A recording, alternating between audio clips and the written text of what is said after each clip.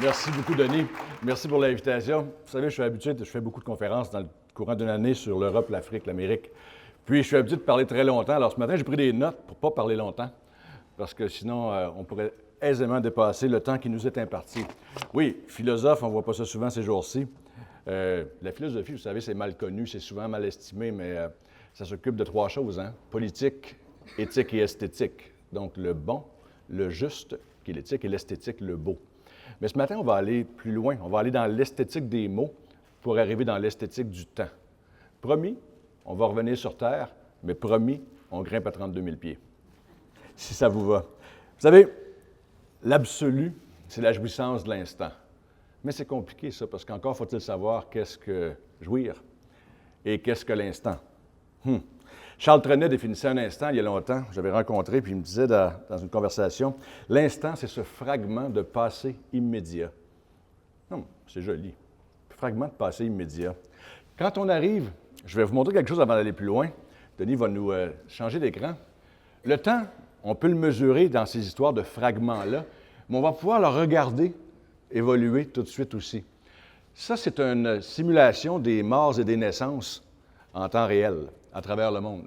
Fait que ce qu'on peut voir pour l'instant, et ça va rouler tout le long de la conférence, et on va voir le résultat à la fin, comment ça a été changé, mais vous allez voir, quand ça marche, là, c'est pour ça que je n'ai jamais d'outils ou de rien, parce que c'est pas, on ne sait jamais si ça fonctionne. Mais à 3 heures, on va voir combien de monde sont nés pendant qu'on parle, combien sont morts, où sont-ils nés et où sont-ils morts. Et on va voir une chose rapidement, les naissances, c'est ce bord-là de l'écran, puis les morts, c'est de l'autre bord de l'écran. Ça, c'est du temps à l'œuvre. Alors donc, je ne m'arrête pas plus longtemps, on va le repartir et puis on va y arriver. Mais à 3 heures, qu'est-ce que c'est le temps? On parle souvent de prendre son temps, perdre son temps, faire du temps, la pluie et le beau temps. C'est tous des concepts différents, ces éléments-là. Et qu'est-ce qu'on fait avec ça? Il y avait un philosophe autrichien que j'ai beaucoup aimé parce que, étudiant en philosophie du langage, qui disait « Ce dont on ne peut parler, il faut le taire ». Ça, c'est un conversation breaker à peu près partout, parce qu'il fallait que les gens sachent surtout de quoi ils parlent, ce serait difficile. Mais le temps, c'est compliqué parce qu'on en parle tellement, et parfois ça ne veut rien dire. Pourtant, en philosophie, il y a 2 éléments sans lesquels il ne peut y avoir aucune vie. C'est l'espace et le temps. Vous savez, s'il n'y a pas d'espace, bien, on est nulle part, et nulle part, ça n'existe pas. Et s'il n'y a pas de temps, bien, on n'est jamais, et jamais non plus, ça n'existe pas. Il y a une blague qu'on dit souvent entre nous, hein? Si un oiseau vole et on embolit le temps, qu'est-ce qui se passe? Non, c'est une question comme interrogation. Il tombe, oui, bien, c'est parce qu'il ne peut pas tomber, il n'y a pas le temps. Et il ne peut pas rester là, il n'y a plus de place, l'espace. Donc, une condition d'existence, il n'y a rien qui n'arrive sans l'espace et sans le temps. Puis ce matin, on va parler d'un des deux, le temps en question. Mais le temps, on va tenter de le dire, parce que c'est une fraction de la durée. Hein? C'est comme ça, c'est avec le temps qu'on mesure la durée. Puis ce matin, pour le dire, on va s'inspirer du sens. Il y a une phrase que j'aime bien aussi qui dit « nommer, c'est dire avec du sens ». Le sens, c'est quoi? C'est la direction, c'est le chemin. C'est le chemin qu'on doit suivre pour comprendre quelque chose. Et si on ne suit pas ce chemin-là, si on ne suit pas le chemin, bien, c'est l'égarement, le contraire du sens. Quand on n'a pas de sens, on s'égare. Alors, on va tenter de ne pas le faire ce matin. Et pour ne pas le faire, je vais vous proposer l'outil qu'est celui des mots. On ne parle pas souvent des mots, hein? Les mots, c'est utile parce que sans les mots, on ne peut pas penser. Et moins on utilise de mots, moins on peut penser de choses. Vous savez, quand on prend un mot simple comme le printemps, tiens, ça vient de primus tempus, hein? Primus premier, le printemps ça vient en premier, et puis tempus c'est le temps. Donc on dit le printemps, déjà tout de suite dans l'étymologie, la racine latine, on vient de comprendre que c'est le début de quelque chose. Souvent on dit juste printemps sans y penser, on pense que c'est l'ère des culottes courtes, là, mais au-delà de ça, c'est le début de quelque chose. Les mots nous permettent de penser, aucune pensée n'est possible sans les mots pour la dire. Mais c'est quoi un mot?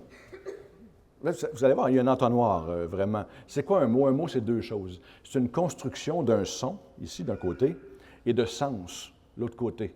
S'il n'y a pas de son, il n'y a pas de mot. Et s'il n'y a pas de sens, il n'y a pas de signification. Et tout ce dont avec quoi on va jouer ce matin, c'est la construction, l'arrangement des deux, du son et du sens. Et je remarque une chose, hein? Aujourd'hui, on parle beaucoup par mots-clés, par mots-valises, des expressions toutes faites. Des expressions toutes faites, on dit souvent, c'est plus simple parce que tout le monde comprend. Mais en réalité, des expressions toutes faites, le piège de ça, c'est que ça réduit le domaine de la pensée parce que ça laisse entendre que la réflexion est déjà toute faite. Je vous donne un exemple de ça. Quand je vous dis compte en Suisse, qu'est-ce qu'on pense? On pense du fric, on pense fraude un peu. En général, quand on dit compte en Suisse, on parle qu'il y a quelque chose de pas net là-dessus. Pourtant, tous les Suisses ont un compte en Suisse. Le son, compte en Suisse, le sens, fraudeur ou mobile d'épargne. Alors, quand on regarde le son et on change le sens, on se perd à quelque part. Donc, l'idée, c'est que moins grand est le nombre de mots, moins grande est la tentation de réfléchir. Je vous donne juste quelques statistiques qui sont très drôles. Dans l'anglais moderne, il y a à peu près 600 000 mots. D'accord? Shakespeare, à son époque, il y en avait environ 150 000. C'est 4 fois moins. Et pourtant, il a dit beaucoup de choses. La Bible contient 6 000 mots. L'anglais moderne aujourd'hui, pour fonctionner tous les jours dans le monde des affaires, c'est 34 mots de base. OK? Avec 34 mots, on se débrouille. Mais de quelle manière? Hein? De quelle manière? Évidemment, on ne peut pas aller dans la subtilité de Shakespeare, c'est certain, mais il demeure que ces mots-là, des mots de base, LOL, non, mais MDR, ces mots-là, vous savez, ça ne permet pas la nuance comme telle. Donc, on communique de plus en plus, puis on en dit de moins en moins. Parce que LOL, c'est vaste, ce que ça peut vouloir dire. C'est un son, mais avec quel sens? On dit ça, on ne le sait pas. Des expressions, des mots-valises, des mots-clés sont souvent vides de sens parce qu'elles sont un son, LOL, mais ils n'ont pas de sens à l'autre bout. Savez-vous combien de mots, dans la langue française, ont été remplacés par le mot « cool » ? Me dites un chiffre. 20? 50? Quand j'ai commencé à compter il y a 3 ans, c'était 32, on est rendu au-dessus de 50 actuellement. Il y a 50 choses qu'on ne disait plus, qu'on ne dit plus, je m'excuse, parce qu'on dit cool. Voulez-vous y aller? Cool. Tu veux pas y aller? Cool. T'aimes ça? Cool. T'aimes pas ça? Cool. C'était moins cool. Tout ça, là. On se rend compte d'une chose, c'est qu'avec des mots, des expressions toutes faites, des mots valises, des mots qui englobent beaucoup de choses, et on s'en va sur le temps, n'oubliez pas ça, mais on passe par ce chemin-là. Quand on arrive avec des mots comme ça, bien, cool, c'est un son avec aucun sens. C'est le sens que vous voulez que ça aille, simplement. Alors, quand une personne dit à l'autre, c'est cool, méfiez-vous, si c'est à vous qu'on parle. C'est pas rassurant parce que cool ne veut rien dire. En 2015, les buzzwords sont partout. C'est un danger pour la langue parce que ça empêche la nuance. Et quand on parle, surtout dans mon champ d'application de travail, on parle d'éthique, c'est question de nuance. Vous savez, tout n'est pas noir et blanc. Des teintes de gris, d'ailleurs, c'est merveilleux. Ça permet la pensée un peu plus vaste. Mais bon, quand on remplace 50 quelques mots par le mot cool, on n'a plus de nuance. Et sans la nuance, on ne peut pas créer. Et dans une partie d'entre vous qui est dans le domaine de la création, avant de faire quelle que soit la création quelconque, vous la pensez avec des mots. Si vous la pensez avec cool, vous n'irez nulle part. Ça, c'est certain. Donc, plusieurs croient qu'un mot valise comme cool, c'est destiné à simplifier la communication, alors que plutôt, ça installe un flou confortable qui fait que personne n'a tort. Donc, qu'est-ce que c'est? C'est un concept sans le sens et sans contexte. La compréhension d'un mot tel que cool est aléatoire, improbable. Cool, ça ne dit pas une nouvelle chose, ça empêche de dire des anciennes choses. Alors, ça, il faut faire attention. La réduction du nombre de mots qu'on utilise, vous l'avez vu tantôt, de 600 000 à 150 000 à 34, c'est une petite caricature, là, mais néanmoins, c'est proportionnel à la réduction de la pensée. Avec moins de mots, on dit moins de choses. C'est ce qu'on appelle un langage fermé. Un langage fermé, ça enferme la pensée dans un cercle. Pensez, là, quand certains d'entre vous qui êtes amenés à faire des exercices de planification stratégique, par exemple, ou si vous en avez déjà entendu parler. Vous savez, les effets structurants des piliers sur la stratégie globale mise en œuvre afin d'étendre des leviers d'action, là, ça puis rien, là. C'est la même chose. Ça, là, il y a du son, puis il n'y a pas de sens. Mais c'est un langage avec lequel on est bien parce que c'est convenu, ça fait l'affaire de tout le monde. Ça a-tu donné quelque chose? Ah ben là, en général, non. Mais ça a rempli un grand cahier. Donc, les mots, les mots à la mode, les buzzwords, le langage qui enferme la pensée dans un cercle, c'est des sons sans le sens. Et puis, qu'est-ce que ça fait? Bien, ça ne nous permet pas d'aller plus loin, de penser. Regardez dans le monde des médias plutôt. On voit ce matin qu'apparemment, les deux commissaires de la commission Charbonneau ne s'aimaient pas tant qu'on pensait. C'était une détestation sublime, mais néanmoins. Dans les médias, on est passé de l'information aux faits divers, aux faits futiles. Dans les médias sociaux, un chat qui sourit obtient plus de vues que l'État islamique. C'est quand même un signe aussi, hein? On a changé la culture pour le divertissement. La culture prenait plus de mots, le divertissement en prend moins. Et puis, aujourd'hui, on est heureux quand on est diverti. Pourtant, le chat qui sourit, il n'y a pas grande implication à ça, honnêtement. Mais avec l'État islamique, il y en a un petit peu plus. Alors, des fois, c'est une douche froide un peu, mais il reste que c'est difficile quand on ne prend pas le temps, et j'y arrive, d'investiguer, de comprendre. Comprendre, ça vient de deux mots latins, le cum, qui veut dire ensemble, puis préhender, qui est préhensile comme la main. Donc, comprendre, c'est saisir l'ensemble. Bien, c'est compliqué de saisir l'ensemble si on ne prend pas ce temps-là. Parce que le temps, vous savez, ce n'est pas quelque chose qu'on a, c'est quelque chose qu'on choisit de prendre en partant. Donc, dans un monde qui est gouverné par l'urgence et l'instantanéité, parce que depuis qu'on a tous un iPhone ou quelque chose de similaire, l'instantanéité, vous savez, vous envoyez un message texte, il n'est pas répondu en 30 secondes, vous demandez s'il est à se pogner le bain à quelque part, s'il est mort. Mais c'est... non, mais je vais vous dire, le temps de réponse attendu est très, très, très, très court, là. Et ça, c'est drôle parce que moi, je travaille beaucoup en Afrique. Et puis, les réseaux, c'est pas pareil. D'accord? On arrive dans l'hôtel et, par exemple, le gars va vous dire, on lui demande, est-ce qu'il y a un réseau? Oui, monsieur. D'accord. Quel est le nom du réseau? Donne le nom du réseau. Est-ce qu'il fonctionne? Non, monsieur. Est-ce qu'il va fonctionner? Oui, monsieur. Quand? Bientôt. Ça, là, comme occidental, je peux vous dire que rapidement, on a la veine qui nous pète ici, là. Parce qu'on se rend compte qu'on est pris dans l'instantanéité.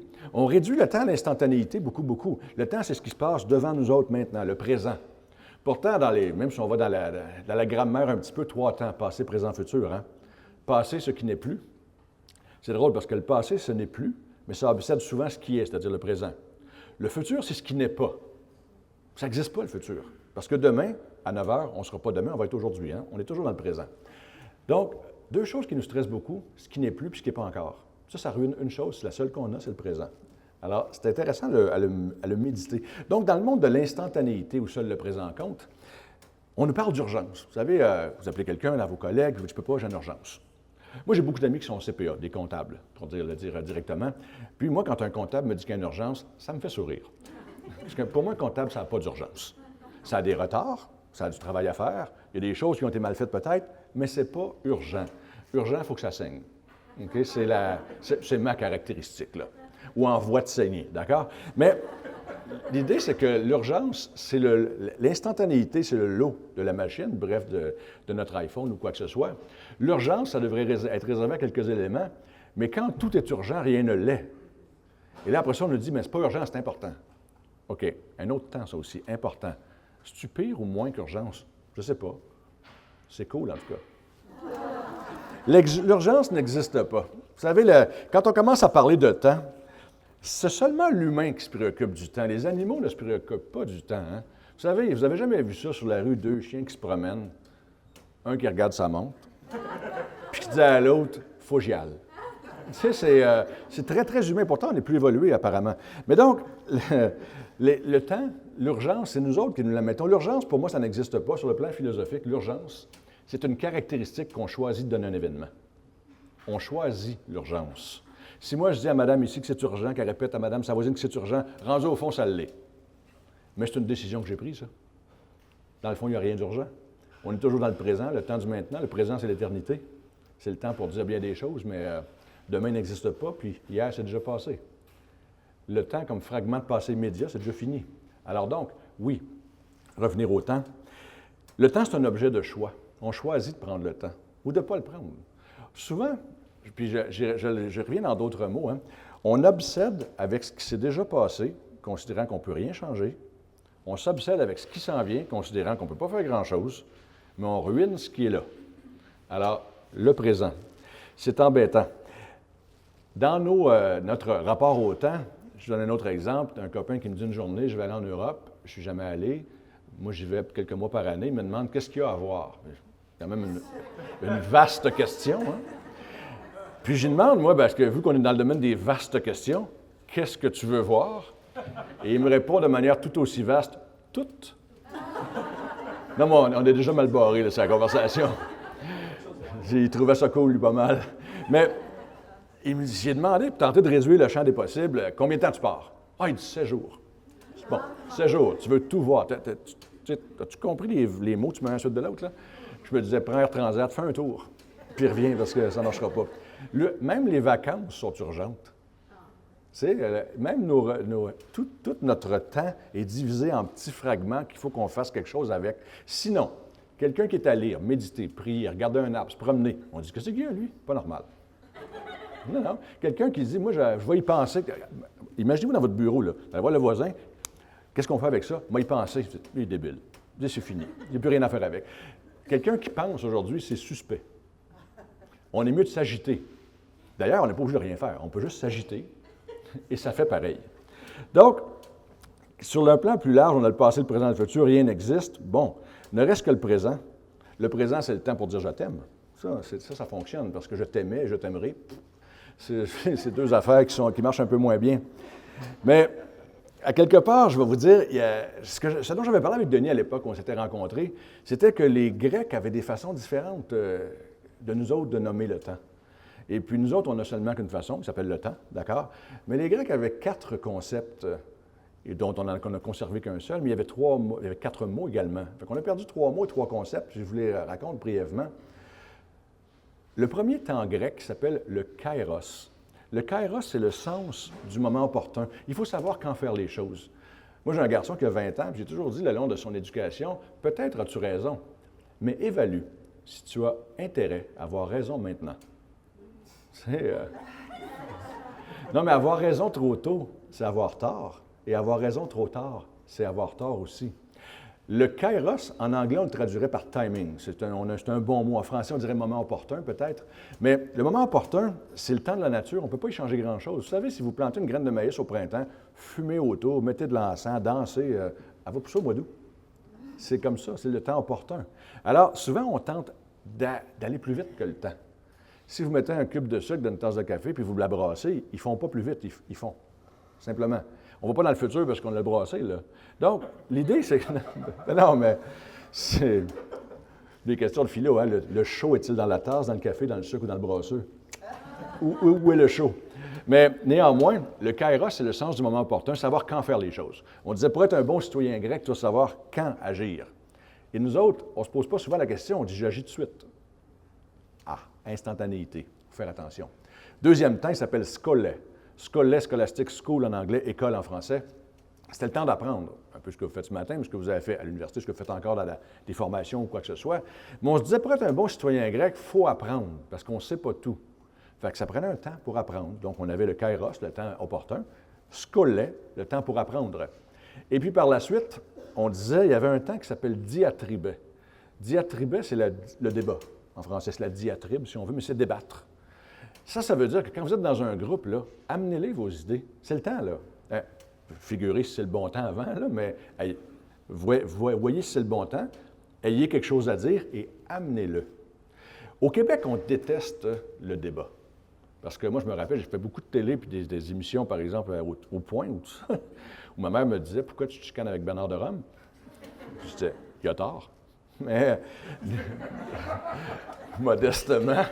Non, mais c'est qu'on prend toute discussion un peu argumentative comme étant de la chicane. Et la chicane, bien, écoutez TV5.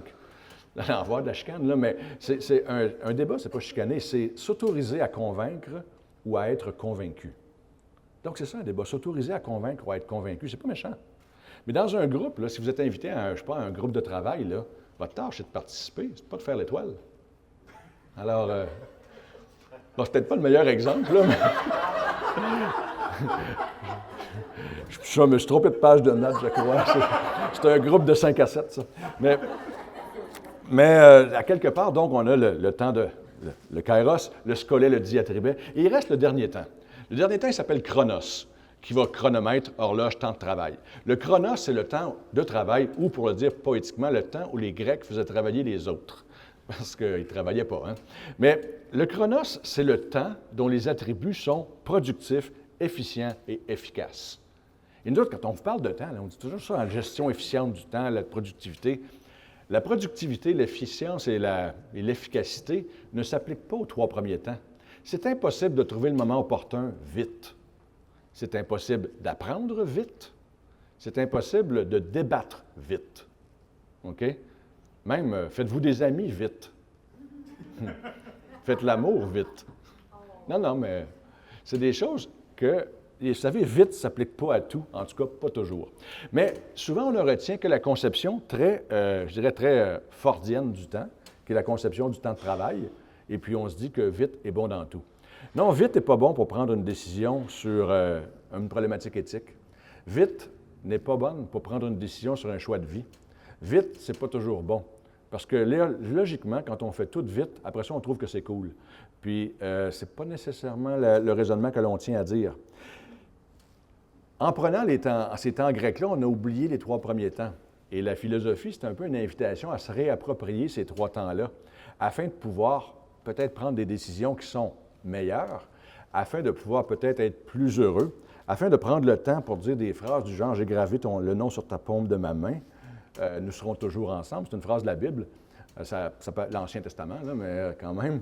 Mais j'ai gravé ton nom sur la paume de ma main, nous serons toujours ensemble. Ça veut dire toujours. Toujours, c'est l'éternité. L'éternité, c'est quand? C'est maintenant. Alors, je vous invite à passer quelques fragments de temps, quelques fragments d'éternité. Ce matin, je voulais vous amener ces concepts-là parce que le temps, quand on en parle, c'est seulement pour dire qu'on n'en a pas. Pendant que tout ça peut être dit autour du temps. Donc, c'est une invitation à prendre le temps, prendre votre temps, ne pas le perdre. Et si vous le perdez, perdez-le comme du monde. Puis le reste, bien, on va éviter de parler de la pluie et du beau temps. Merci beaucoup.